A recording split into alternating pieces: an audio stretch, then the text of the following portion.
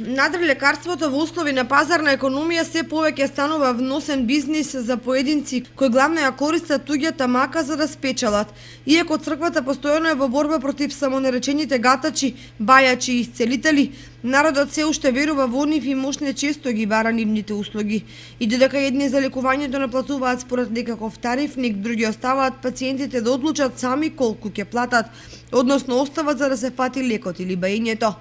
Луѓето велат дека дел од народот бара спаска надри лекарите поради скапото здравство и лекови, бидејќи не е во состојба да плати. Меѓутоа поголем е бројот на тие што веруваат во надприродни сили, па за да се излекуваат бараат помош од исцелители, бајачи и гатачи. Што се вели, човек на мака ќе проба се и се што. Уште еден момент е битен луѓето да бараат алтернативни начини на лекување. Имено приватното здравство се повеќе се претвара во бизнис, па значаен број доктори повеќе оставаат впечаток на бизнисмени на кои примарна им е заработката, отколку што лекуваат.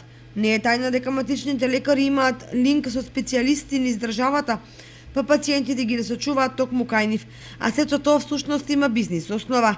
Дури препишувањето лекови оди според фаворизирани производители и аптеки, што исто така е дел од бизнис шемата.